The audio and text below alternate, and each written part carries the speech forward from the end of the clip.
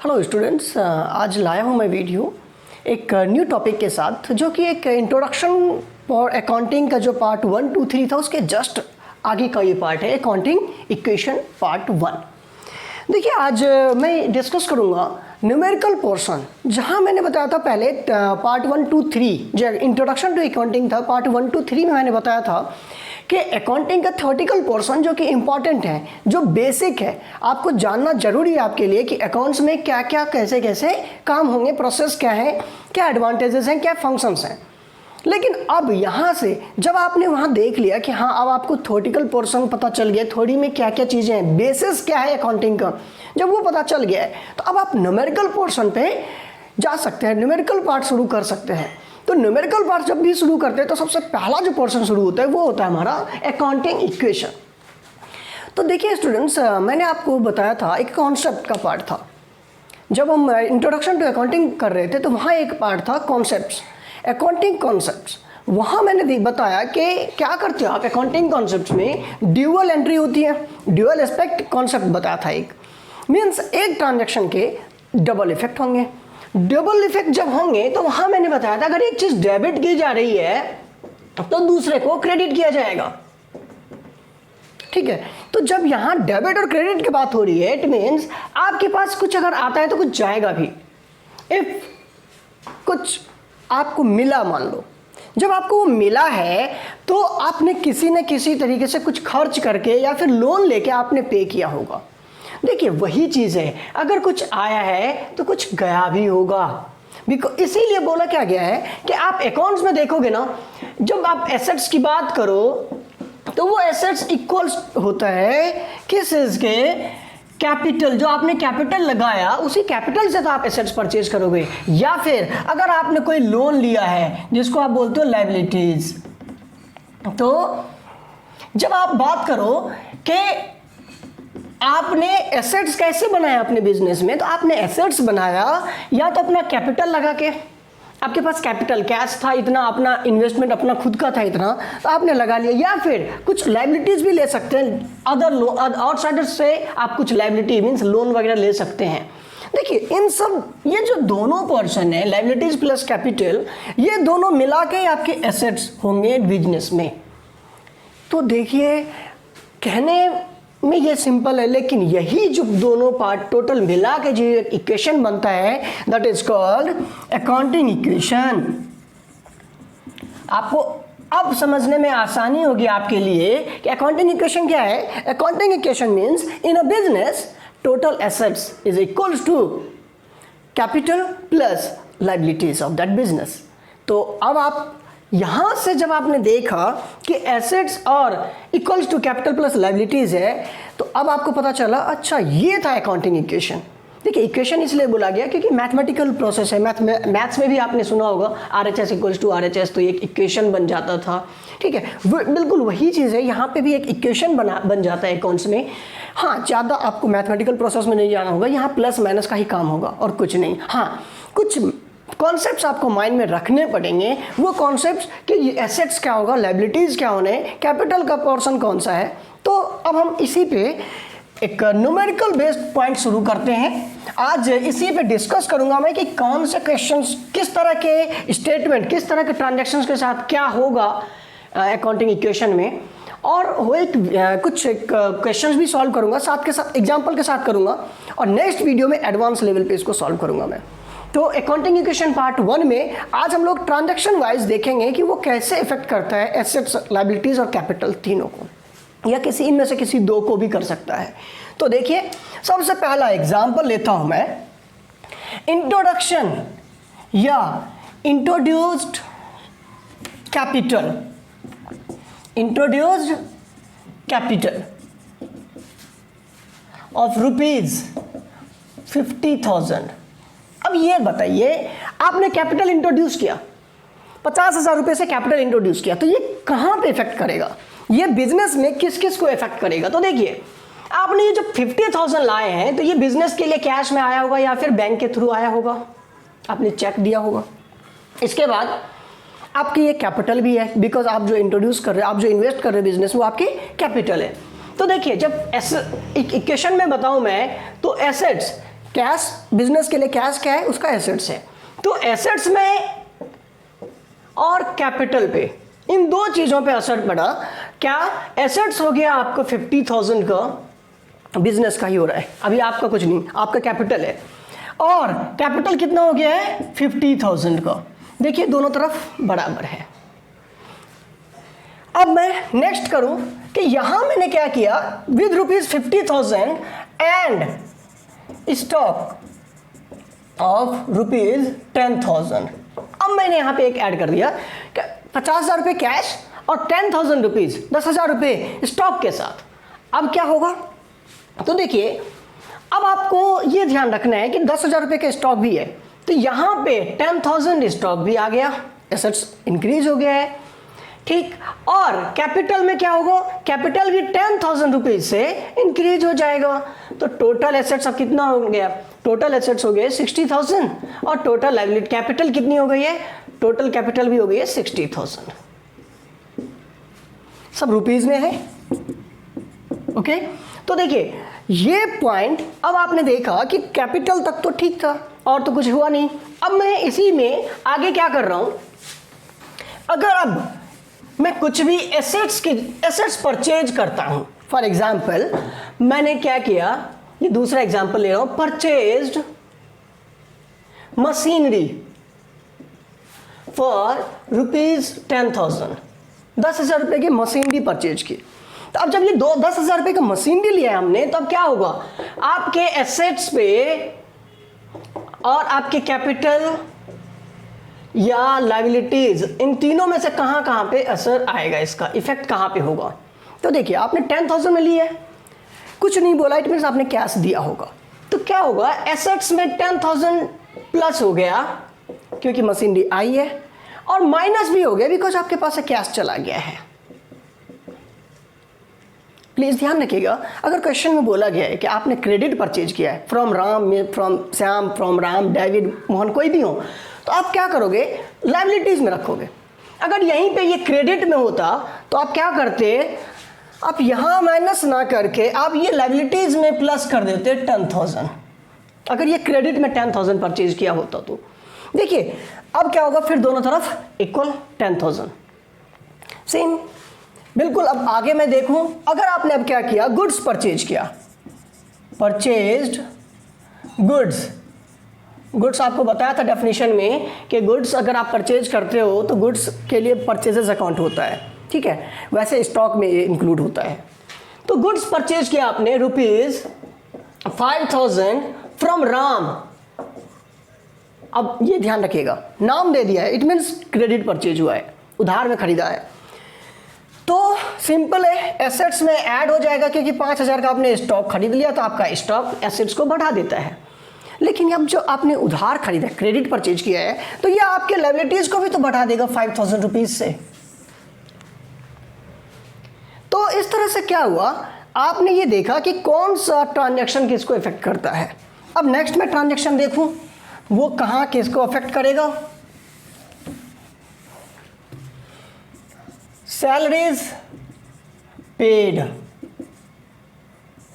₹2,000, 2,000 रुपये सैलरी पे किया, सैलरी पे किया होगा तो कैश गया होगा या बैंक गया होगा, और कैश या बैंक आपका क्या है, एसेट्स है।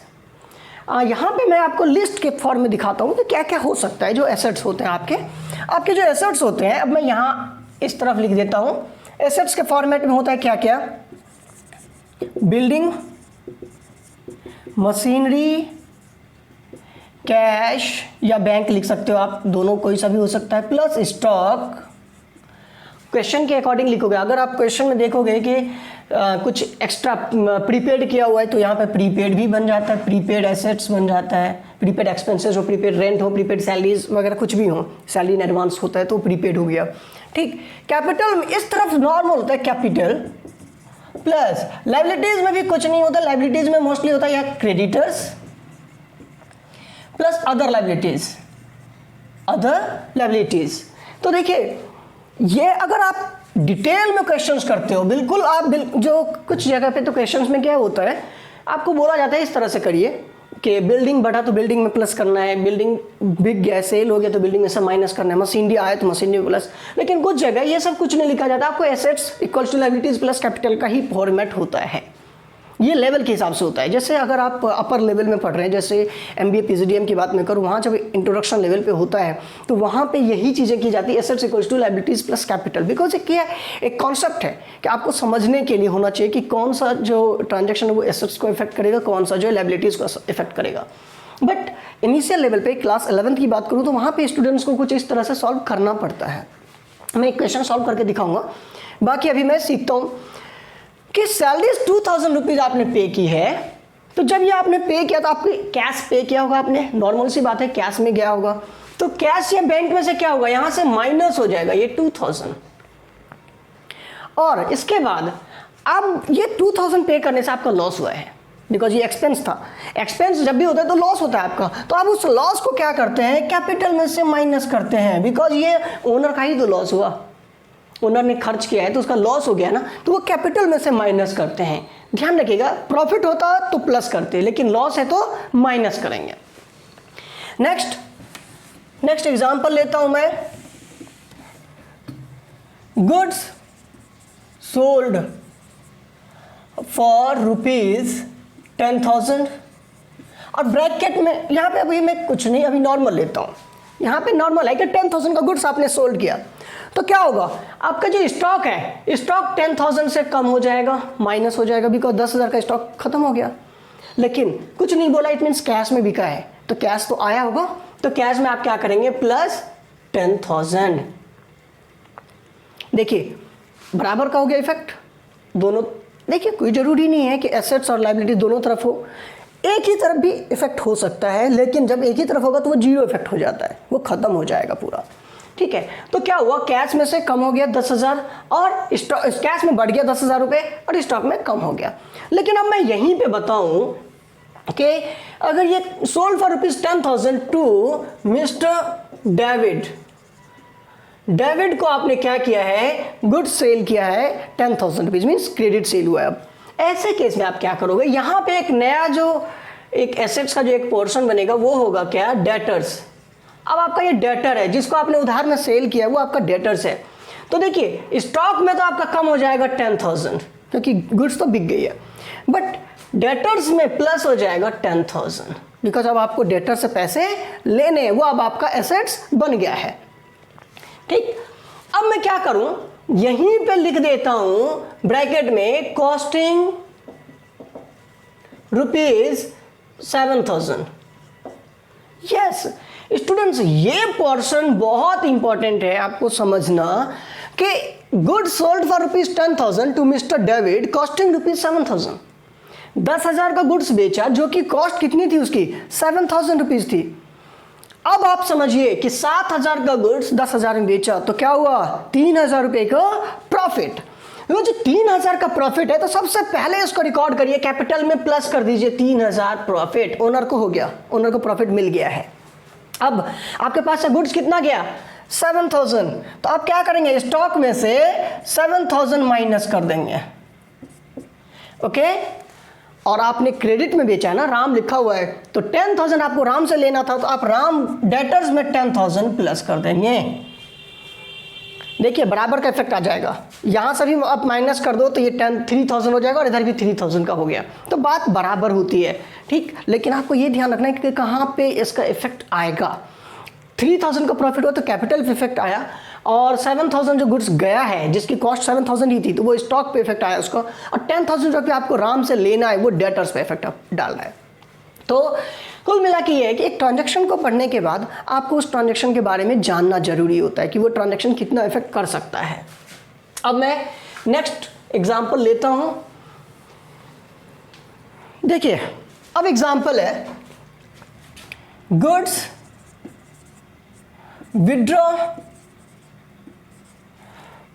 Withdraw for personal use, withdraw for personal use.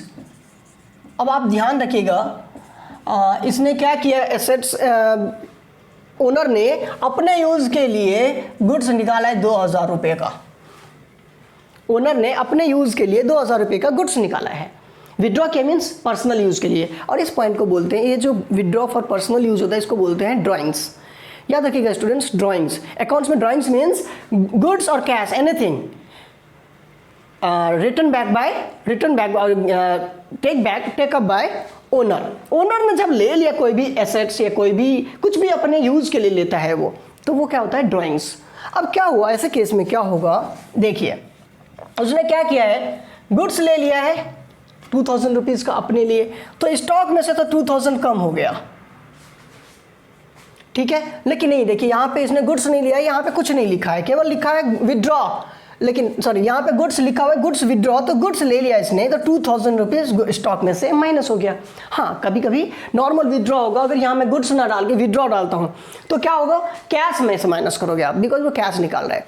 अगर गुड्स लिखा हुआ है तो आप स्टॉक में से माइनस कर दो 2000 रुपीज़। अब क्या हुआ, वो जो विड्रॉ कर रहा है तो अपने कैपिटल का पोर्शन ही विड्रॉ कर रहा है, तो इसीलिए क्या करते हैं, यहाँ से भी माइनस करते हैं 2000 और स्टॉक में से भी माइनस करते हैं 2000।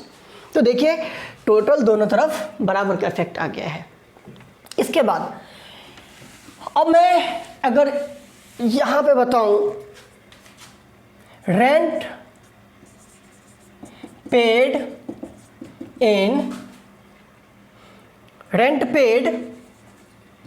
₹5000 और ब्रैकेट में लिख रहा हूं मैं ₹2000 इन एडवांस।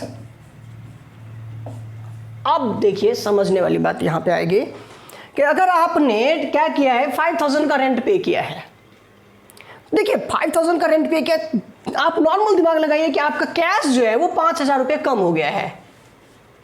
बिल्कुल एक अपने बिजनेसमैन के वाला दिमाग लगाना है, आपको ये समझना है कि आप बिजनेस कर रहे हो, यहाँ पे आपका अपना काम है, तो क्या होगा, आप डायरेक्ट देखेंगे कि सर मेरा तो 5000 कैश कम हो गया, कैश में से माइनस कर दीजिए 5000 रुपीज़।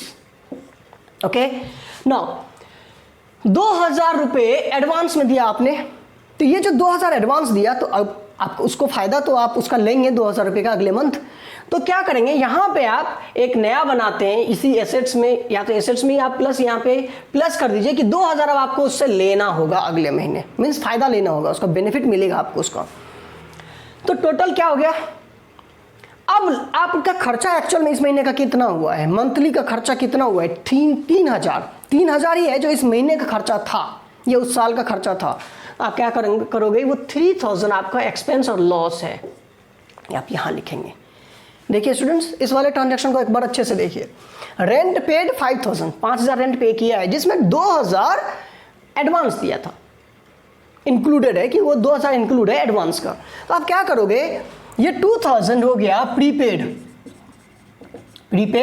रेंट, एक एसेट्स बन गया आपके लिए। प्रीपेड जब भी करते हो आप, तो वो आपके लिए एसेट्स बन जाता है। आपको अभी भी बता दूं, आपके मोबाइल फ़ोन में जब आप रिचार्ज करते हो और प्रीपेड रिचार्ज करते हो, तो आपके लिए अब एसेट्स बन जाता है। अब आप 28 दिन, 30 दिन या 1 महीने, 2 महीने, 3 महीने, जो भी आपका प्लान है, आप अब फ़ायदा उठाएंगे इतने महीने का, तो वो आपका एसेट्स बन जाता है।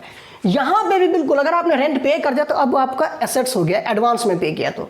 लेकिन जो आपने नॉर्मल पे किया तो वो आपके लिए एक्सपेंस है, लॉस है, जो जिसका आपने यूज़ कर लिया, अब आपने पे किया तो वो आपके एक्सपेंस, वो आपके लॉस है आपके लिए।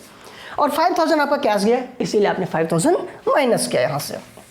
तो यस, नेक्स्ट अगर मैं देखूँ तो एक और टिपिकल आता है जो यहाँ पे गुड्स क्वेश्चन, वो क्या होता है, आपने लोन लिया है, आपने बैंक से लोन लिया है, लोन फ्रॉम बैंक ₹10,000 है। एक एग्जांपल लेता हूँ मैं, 10,000 का आपने लोन लिया है, तो आपको सिंपल सी बात है, आपको कैश या बैंक जो आपका है वो इंक्रीज हो गया होगा, बढ़ गया होगा, कितने, 10,000 से। और जब आप लोन ले रहे हैं तो वो आपके लिए क्या है, वो आपके लिए लायबिलिटीज़ बन गई। अब तो आप क्या करेंगे, यहाँ लायबिलिटीज़ में या तो आप इसे क्रेडिटर्स में ना करके अदर लायबिलिटीज़ में यहाँ बैंक लोन कर लेंगे आप, और यहाँ लिखेंगे 10,000। देखिए दोनों तरफ बराबर का इफेक्ट आ रहा है, 10,000। अब यहाँ एक पॉइंट बताता हूँ मैं स्टूडेंट्स आपसे, इसके बाद के ट्रांजैक्शंस में क्या हुआ, उसने ये बोला कि 1200 पे किया है, जिसमें से 1000 रुपये तो प्रिंसिपल अमाउंट है, प्रिंसिपल अमाउंट, और 200 इंटरेस्ट है। लोन का पार्ट है। देखिए बहुत इंपॉर्टेंट है ये भी टॉपिक। बोला क्या कि 1200 रुपये पे किया बैंक को, जिसमें 1000 रुपीज़ तो प्रिंसिपल अमाउंट है, 200 रुपीज़ इंटरेस्ट का अमाउंट पे किया। तो देखिए यहाँ आप क्या करेंगे, ये जो 1200 आपने पे किया था, ये तो आपका कैश कम हो गया 1200 रुपये। हमेशा ध्यान रखना है, जैसे जहाँ पे जाए सबसे पहला पॉइंट उसको सबसे पहले नोट कर लो कि हाँ ये तो हो चुका। अब क्या हुआ, 1000 rupees principal amount, it means आपने जो 10,000 का लोन लिया था उसमें से आपका 1000 रुपये अब कम हो गया, आपने प्रिंसिपल अमाउंट पे कर दिया है। तो लिखिए यहाँ पे 1000 माइनस लोन तो कम हो गया ना। और अब 200 इंटरेस्ट का पे किया। इंटरेस्ट अब आपके लिए क्या है, वो जो इंटरेस्ट आपने पे किया वो आपके लिए क्या है, लॉस। वो आपने अब खर्च कर दिया उस लोन के ऊपर, तो वो आपकी लॉस है। तो लॉस को क्या करते हैं, अभी बताया था मैंने, कैपिटल में से माइनस। ठीक है स्टूडेंट्स, तो इस तरह से आप देखोगे कि ये बराबर इफेक्ट इस तरफ से आ रहा है -1200, और इस तरफ भी इसको ऐड कर दो तो माइनस का 1200। तो देखिए दोनों तरफ बराबर इफेक्ट आया इसका। तो एक ट्रांजैक्शन में, एक ट्रांजैक्शन कहाँ कहाँ इफेक्ट कर सकता है एसेट्स, लायबिलिटीज और कैपिटल में, आपको यही सीखना होता है अकाउंटिंग इक्वेशन के अंदर। तो एक अकाउंटिंग इक्वेशन में आपको ज़्यादा ध्यान नहीं देना है। एक अकाउंटिंग इक्वेशन में आपको मेन फोकस करना है कि which transaction will affect which side and by how much amount. जैसे आपको भी मैंने बताया कि जो प्रॉफिट वाला पोर्शन था वो कहाँ लिखा जाना था, और जो लॉस वाला पोर्शन था वो कहाँ कैसे लिखा जाना था। ठीक है, तो इस तरह से आप क्या करोगे, आप देखोगे कि जो assets equals to capital plus liabilities की बात हो रही है, कैपिटल प्लस लायबिलिटीज, तो ऐसे में यहां पे आपको ये देखना है कि कौन सा ट्रांजैक्शन का पोर्शन है वो किसको इफेक्ट कर रहा है। ठीक, और जब आप इसे लिखना सीख लेंगे कि अच्छा ये ट्रांजैक्शन जो है वो इसको इफेक्ट कर रहा है, तो मैं बता रहा हूँ आपका क्वेश्चन सॉल्व हो जाएगा, ज़्यादा प्रॉब्लम नहीं है यहाँ पे। यहाँ आसान है। अकाउंटिंग इक्वेशन एक इजी पार्ट है, इजी चैप्टर है अकाउंट्स का, और अगर आपको ये समझ में आ गया तो आगे अकाउंट्स समझ में आता चला जाएगा। और इसीलिए मैंने पहले भी बोला था कि अगर आप बेसिक से सीखना शुरू करेंगे तो निश्चित है आप अकाउंट सीख लेंगे, कोई बड़ी चीज़ नहीं है। तो इसीलिए स्टूडेंट्स फोकस करिएगा। आप क्या करेंगे, अब आप खुद से ट्रांजैक्शन लिखिए और उस ट्रांजैक्शन के बेस पे क्या होगा वो लिखिए। ठीक है, एक ट्रांजैक्शन में जैसे लिख रहा हूँ डेप्रिसिएशन है। डेप्रिसिएशन का मतलब होता है एसेट्स की वैल्यू कम हो जाना। तो डेप्रिसिएशन ऑन मशीनरी है एट 10%। अब मान लीजिए 10% यार, मशीन की वैल्यू थी 50,000, तो उसका 10% कितना हो गया 5,000। तो 5,000 का डेप्रिसिएशन लग गया। अब देखिए डेप्रिसिएशन है क्या, डेप्रिसिएशन से मशीन की वैल्यू कम हो जाएगी। तो मान लीजिए यहाँ पे मशीनरी लिखा हुआ था 50,000 आपने पहले से, तो अब आप क्या करेंगे, उसमें से माइनस कर देंगे 5,000। और अब वो 5,000 जो डेप्रिसिएशन हुआ है ना, वो आपके लिए लॉस है, एक एक्सपेंस है, लॉस है। तो वो जो लॉस हुआ है ना, वो लॉस कहाँ पे, कैपिटल के लिए लॉस है। तो आप क्या करेंगे, यहां से भी माइनस करेंगे, एसेट्स में से 5,000 और कैपिटल में से भी 5,000 माइनस करेंगे। तो इसी तरह से आपको क्या करना है, एक एक ट्रांजैक्शन आप खुद से लिखिए, एक्सपेंसेस या कुछ परचेज करना, सेल करना, आप खुद से लिखिए और उनको एसेट्स और लायबिलिटीज कैपिटल में देखिए कहाँ पे इफेक्ट। लेकिन याद रखिएगा एक लाइन में बराबर आ जाना चाहिए इफेक्ट, बराबर का इफेक्ट होगा दोनों तरफ। एक तरफ 2000 का आ रहा है तो दूसरी तरफ भी 2000 का ही इफेक्ट आएगा। तो जब ये आप करना सीख लेंगे तब आप समझ जाएंगे कि आप अकाउंटिंग इक्वेशन अब कर सकते हैं। तो स्टूडेंट्स इस तरह से अकाउंटिंग इक्वेशन का ये पार्ट 1 था। पार्ट 2 में मैं एक दो क्वेश्चंस करूंगा जिसमें आपको सिखाऊंगा कि अब यहाँ से क्वेश्चंस किस तरह से आप सॉल्व कर सकते हो। देखिए ट्रांजैक्शन को आपको समझना है, अब आप खुद से क्वेश्चंस निकालिए, बनाइए और ट्रांजैक्शन खुद से करिए। ठीक है, नेक्स्ट वीडियो जो कि अब मैं इसके बाद नेक्स्ट वीडियो डालूंगा, तो उसके बाद उस वीडियो में आप सीखोगे कि अच्छा क्वेश्चंस को प्रेजेंट कैसे करना था। ठीक है, तो आप वीडियो देखिए और सीखिए। जो अगर बेसिक आपको छूट गया हो, बेसिक आपसे छूट गया हो, तो आप बेसिक के वीडियो में जाइए, इंट्रोडक्शन का ऑफ अकाउंटिंग पार्ट 1, 2, 3 3 पार्ट थे, तीनों को देखिए। इसके बाद यहाँ आप देखिए कि ये कैसे किया मैंने। ठीक है, और अगर पसंद आए तो चैनल को सब्सक्राइब करें, वीडियो को लाइक करें और शेयर करें। ठीक है, तब तक के लिए थैंक यू।